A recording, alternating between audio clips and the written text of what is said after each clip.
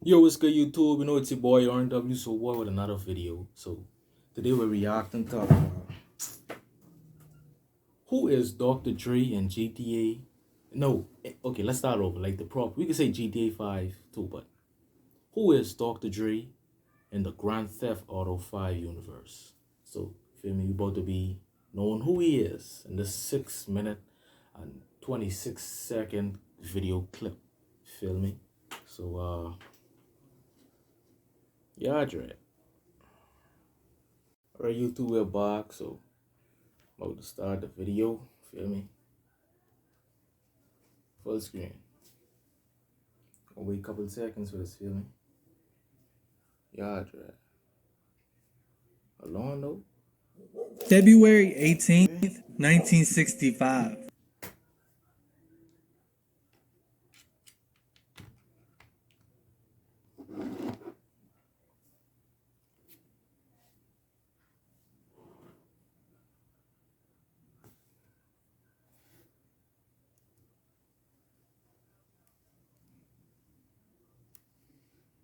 Born Andre Young Alone. Something wrong with in this shit. the central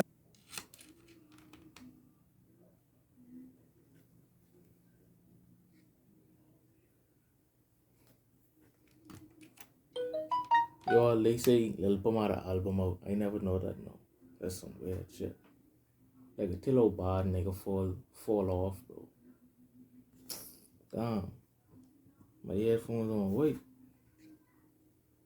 Hold on, I need to pause this for a little while right now. Feel me? How this button wait? Hold on though.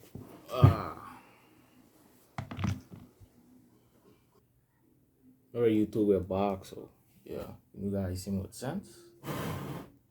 Okay, let's start the video. So this all happened in February 18, 1965. Feel me? So 18th, 1965. Born Andre Young in the Central LS Medical Center. Later brought back to his home in Davis.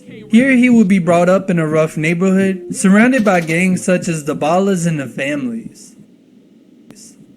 Dre will come from a musical background, as both parents will follow a career as singers. Dre's parents would eventually split up, and Dre would go live with his mother. She would remarry several times and would even move around a lot. He would find himself living in the Crystal Heights housing projects. so they said he grew up around violence, so ballers and the family. The family is breakdown into Grove Street, and the niggas used to wear orange. You feel me? So it's that. His two parents were musicians. You feel me? Yeah, they were musicians. Like they do music and stuff like that. They split apart. Then he went living with his mother. And things got back and forth like that. They got break up. In the Davis and Chamberlain area. He would attend at Davis High School, where Dre would show a talent for drafting, but he paid little attention to his other coursework. He would have to transfer schools and would even go to an adult learning center. As Dre attended school, he would find his love in the musical realm, receiving his first music mixer for Christmas in 1984, and soon turned his family's home into his own studio. For hours on end, he would work his magic, sampling music and forming his own art. Dre started hanging around local Los Santos nightclubs after dark, where he eventually got his chance to work the turntables. He would join the world-class Wrecking Crew, which performed at the night. He joined let's say, a label. We wouldn't call it a label, like a group then. Feel me? The World Class Working CRU Gold. Feel me? That's like club with them. With him and a couple other album fellows with him. Feel me? So all of this video we're watching right now is gonna give you the idea of who is Dre, Dr. Dre, you feel me? Who he is, feel me? So like they say, the first thing we already know that he was, let's say, with what his name is again? CJ in CJ Times. Well, CJ Times was a couple of years later, because this nigga up in 1965, you feel me? That's way back in the universe. That's CJ mummy them times, you feel me? So I would say, before the video even started, we were 1 minute and 19 seconds into the YouTube video we're watching. But I believe he is family with CJ. You see what I'm saying? Call Johnson. Nightclubs. And here he would develop the rap persona, Dr. Dre, the master of mixology. His new moniker would be inspired by the basketball star Julius Dr. J. Irving. Dre would team up with fellow rappers Eazy-E, Ice Cube, Yella, and MC Ren to form the group that we know today as NWA in 1985. With his new group, they would be able to produce a hard-hitting sound that will reflect the life on the streets of Los Santos. The group's second album sold more than 2 million copies and would mark the arrival of the new genre, gangster rap. And even one track, The Police, would go on to cause chaos. These vibes be funny, but these real shit, bro. Don't try to get involved in the gangs, you feel me? You're too young to fuck your life up, bro. You see what I'm saying? Jailing ain't sweet, and being 6 feet down ain't sweet neither. You gotta try to look for life, feel me? Join sports, join clubs, do some activity. Like me, what I doing to ease my mind, do stuff like that. I do YouTube, play ball, watch TV shows all day. That's it, bro. Feel me? That's all I be doing. So you all need to try to find a way that makes you all happy in a way too, bro. See what I'm saying? If it's staying with your girl, if you have a girlfriend and stuff like that, try focusing on her. See what I'm saying? And don't be, and without a wide name again, don't be hanging around the wrong niggas, bro. Some of these niggas are snakes out here, bro. They ain't your friends, bro. See what I'm saying? Watch your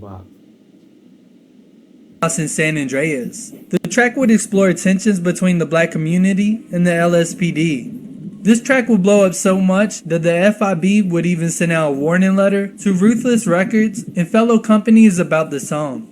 Dre would eventually break out on his own and get under a new label. Dre would hit the hip-hop charts with The Chronic, under Death Row Records in 1992. The biggest single from the album would be Nothing But a G-Thing, featuring Snoop Dogg.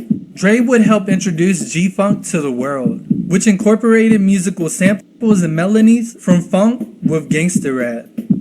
Dre would go on to release his second album, 2001, in 1999, selling millions of copies. The recording proved to be a hit on both the hip-hop and pop charts. Dre would tease fans with a third album, titled Detox. The project would be delayed and never released. Behind the scenes, Dr. Dre was launching careers of many hip-hop and rap artists. He would act as a music producer for many artists under Ruthless Records. Dre was the backbone of many musical groups and projects. Dre would co-found the rap music empire known as Death Row Records in 1991. There he would work on the 1993 album, released by Snoop Dogg, called Doggy Style, and Tupac's 19... Well, that's the position right there, but I ain't like that one too much. See what I'm saying? Too much clapping. Bro, put you a missionary, looking in my eyes and looking in your eyes. Feel me? Feel me? That shit to do, bro. Don't mind me, I only joking, bro. Yeah. Sweet boy, don't lose your love. 1996 work, All Eyes on Me. In the same year, Dr. Dre would leave Death Row Records, escaping the iconic beef between the West Coast and East Coast. The conflict between the two sides would eventually lead in the deaths of rappers Tupac and Biggie Smalls. Dre established his own label, Aftermath Entertainment. He would sign many artists under Aftermath, but his true success would come from Eminem and 50 Cent. At first, Dre would take heat for signing a white rapper, but he would soon prove everyone wrong. Over the years, Dre hasn't just rapped about violence or reckless behavior. He has lived some of his lyrics. In 1991, he would assault a TV host and would attempt to push her down a flight of stairs. He was really on his OG Loc type beat. The attack would be triggered by a segment when she would ask him about Ice Cube leaving NWA. Dre would face assault charges in a civil suit for his actions, but both parties would settle it out of court. The following year, Dr. Dre again would face assault charges for an alleged attack on a producer. He was arrested for battery on a police officer a few months later. Dre would seem to take his dangerous behavior to extreme in 1994, when he would lead police on a high-speed chase while intoxicated. Dre would be sentenced to several months in the local Los Santos jail and would be ordered to pay a fine. He would serve his time in 1995.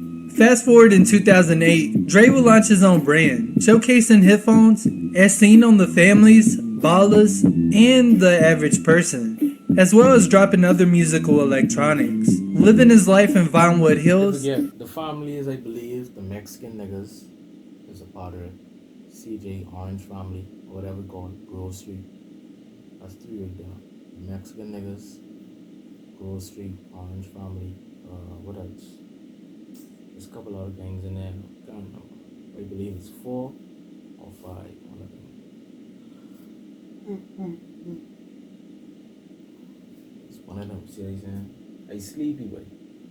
In the limelight. In 2013, Dr. Dre would find himself in Cayo Perico, attending one of Juan Strickler's parties.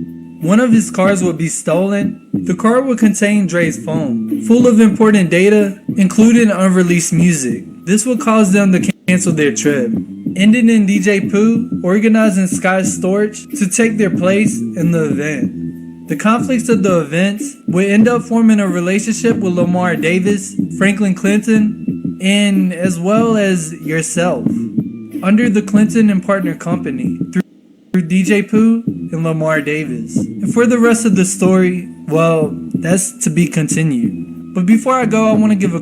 Gang. Like you said, y'all heard the why, bro.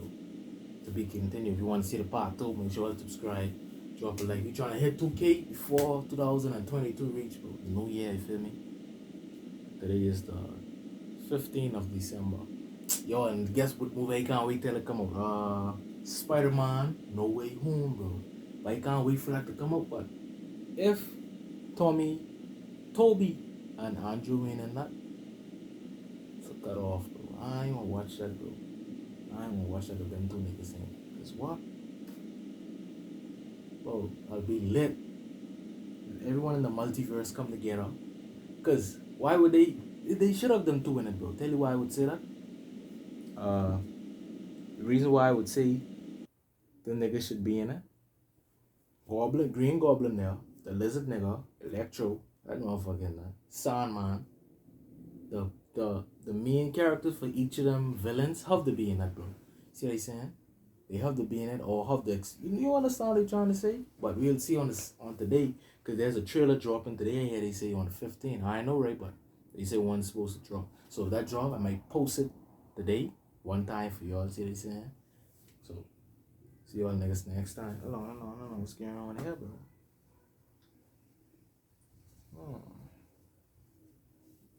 Okay. See y'all niggas next time, boy. Peace out.